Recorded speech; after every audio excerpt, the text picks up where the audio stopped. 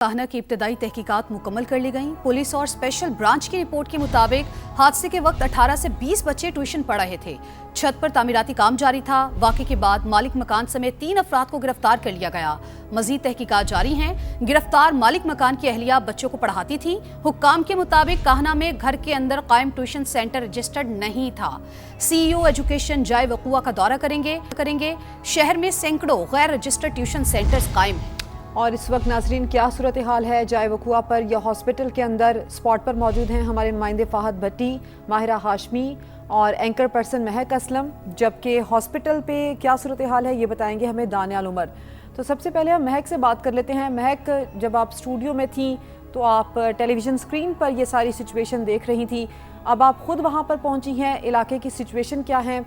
और लाजमी बात है अब डेड बॉडीज़ के आने का सिलसिला भी शुरू हो गया होगा। क्या हाल है इन बेचारे गमज़दा खानदानों का, इन वालिदैन का? बिल्कुल सिद्रा, मैं इस वक्त जिस जगह पे मौजूद हूँ, अगर मैं ये कहूँ कि यहाँ पे क़यामत गुजरी है तो गलत नहीं होगा। यहाँ पर 14 बच्चे इस दुनिया से चले गए, एक ऐसे ट्यूशन सेंटर में थे जो गैर रजिस्टर्ड है।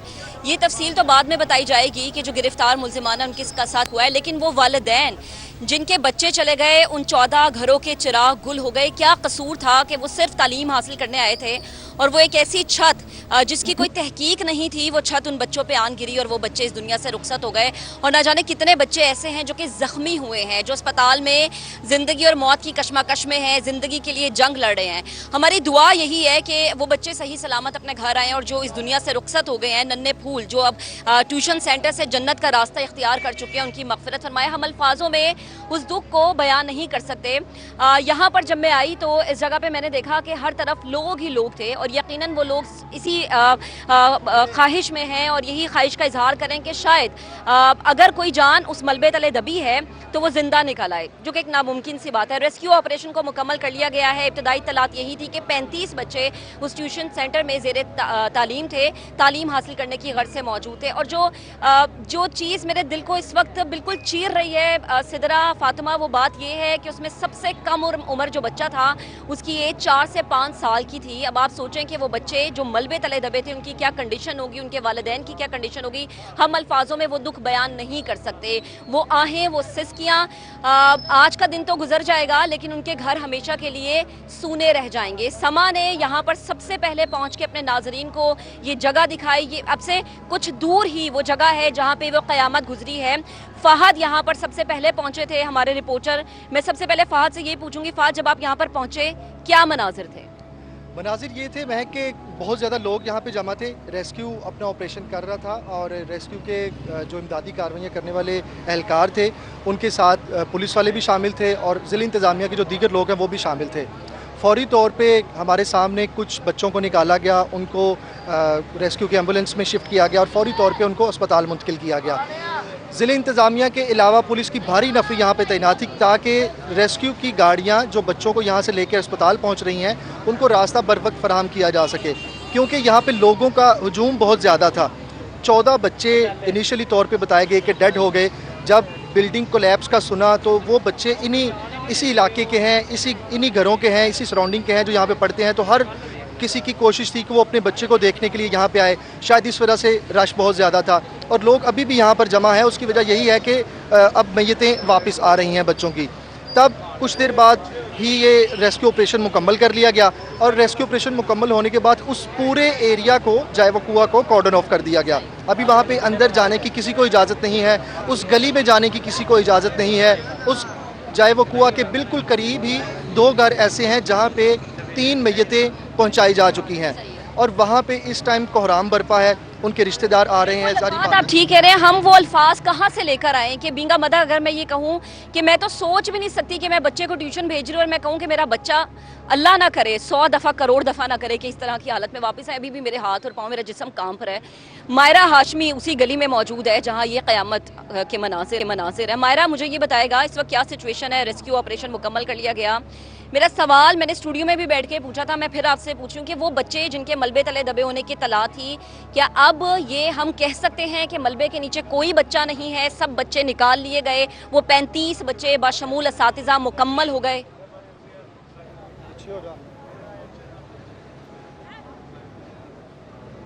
देखिए महक, इस वक्त मैं चूँकि कान्हा के उसी इलाके में मौजूद हूँ जहाँ आज ये अलमनाक सानहा जो है वो पेश आया है, और मेरे पीछे आप जो मंजर देख रहे हैं यकीनन ये एक क़यामत खेज़ मनाजिर है। मेरे पीछे पुकार की आवाज़ें आ रही है। जिस घर में मैं इस वक्त मौजूद हूँ, इस घर के वो 3 चिराग जिन्होंने कई उम्मीदें सोची थी और बहुत से ख्वाब देखे थे, वो आज बुझ चुके हैं और उनकी वालदा इस वक्त होश में नहीं है। और बहुत से बच्चे, कोई 3 से 4 बच्चे अब भी ऐसे मौजूद हैं जो कि उसी ट्यूशन सेंटर में पढ़ने के लिए गए थे। ताहाल अब तक उनका पता नहीं लग सका। उनके वालिदैन भी खासे परेशान दिखाई दे रहे हैं। यहाँ पर पूरे इलाके की फ़िज़ा जो है वो सोगवार है। ये किसी एक घर का मामला नहीं है, इस पूरे इलाके में कई घर ऐसे हैं जिनके बच्चे आज इस दुनिया फ़ानी से रुखसत हो चुके हैं और वालिदैन बहुत ही ज़्यादा गम में है। यहाँ पर कुछ रिश्तेदार भी मौजूद हैं, इनकी ख़वातीन भी मौजूद है। अहले इलाका से भी बात करते हैं और इनसे भी जान लेते हैं। आप मुझे बताइएगा, आपके कितने बच्चे आज इस दुनिया को छोड़कर रुखसत हो गए? 3 बच्चे, 1 बेटी 2 बेटे और 4 हॉस्पिटल में है। एक चिल्ड्रन हॉस्पिटल में है, सीरियस उसकी अच्छा, मुझे तबीयत। ये बताइए कि आपको कब पता चला है कि बिल्डिंग जो है वो गिर गई है, छत गिर गई है और आपके बच्चे जो है वो उस मलबे तले दब गए हैं? असर की अजान टाइम, जब नमाज का टाइम था तो वज़ू करने लगे तो इसका पैगाम आ गया तो हम तो उधर दौड़ गए। अच्छा जी, यहाँ पर सारे रिश्तेदार मौजूद हैं। आप बच्चों की क्या लगती है? नानी। आप नानी लगती है। 3 बच्चे आपके इस दुनिया से रुखसत हो गए हैं। क्या कहना चाहेंगी, किस तरह पता चला आपको? पता नहीं बेटा, सीधे होना है। वो कह रहे हैं कि हमें जो है पता नहीं चला, ना ही हमें उम्मीद थी कि इस तरह का भी कोई सानहा जो है वो पेश आ सकता है। हमने आज शाम से लेके अब तक हम लोग मुसलसल कवरेज कर रहे हैं। अस्पताल की सूरत हाल भी आपको बताई।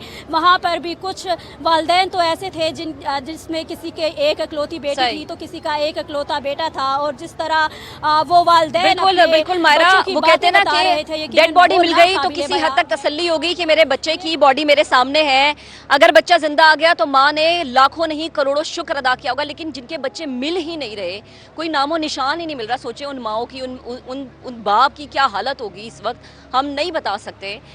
इस वक्त दानियल उमर मुझे ज्वाइन कर चुके हैं, हॉस्पिटल मौजूद हैं वो। दानियल, आप इस वक्त किस हॉस्पिटल में मौजूद हैं? वहाँ पर जो बच्चे लाए गए, जो ज़ख्मी बच्चे हैं, उनकी हालत कैसी है? और मैं फिर कहूँगी कि मुझे बहुत अफसोस है, मैं बहुत अफसोस के साथ आपसे सवाल पूछ रही हूँ कि माँ बाप को क्या बच्चों की डेड बॉडी उनके हवाले कर दी गई, कार्रवाई पूरी हो गई?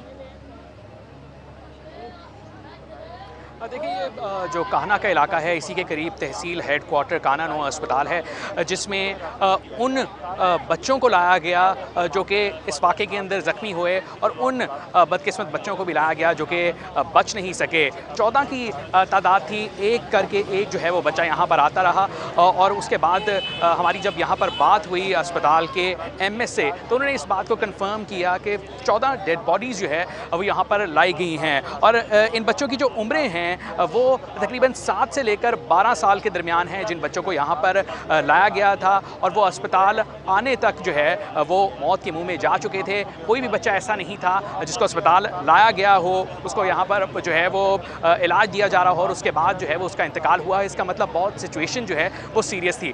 रिक्कत आमेज़ मनाजिर जो है वो यहाँ पर देखने में आए जिस वक्त पेरेंट्स आ रहे थे, अपने बच्चों को तलाश कर रहे थे, ढूंढ रहे थे कि उनका बच्चा जो है वो कहाँ है। अगर वो ज़िंदा है तो उन्हें इस अस्पताल के किसी वार्ड के अंदर मिल जाए और अगर तो वो ज़िंदा नहीं है तो उसकी लाश यहाँ पर मिल जाए। पेरेंट्स रोते हुए यहाँ पर नज़र आ रहे थे। हम जब अब से कुछ देर पहले मैं अंदर गया जाकर जो है वो बच्चे जो कि यहाँ पर जो बच्चे बच गए ज़ख्मी थे उनसे जब मेरी बात हुई 2 बच्चियों से तो उनका ये कहना था कि वहाँ पर जो है वो बहुत सारे बच्चे पढ़ते थे और जो टीचर उस ट्यूशन सेंटर की जो ओन भी करती हैं वो ख़ुद भी ज़ख्मी हुई हैं। इस वक्त लाहौर के जनरल अस्पताल के अंदर वो ज़ेर इलाज हैं, उनकी बेटी भी ज़ख्मी हुई है। तो उनका ये कहना है कि ऐसे मिट्टी की ट्राली किसी ने डाली जिसके बाद जो है वो पूरी बिल्डिंग कोलैप्स हो गई और बच्चे जो है वो दब गए उसके अंदर। बच्चों के मामू और इसी के साथ साथ उनके जो फादर्स हैं उन्होंने इनिशियली तौर पे इन बच्चों को वहाँ से निकालने की कोशिश की।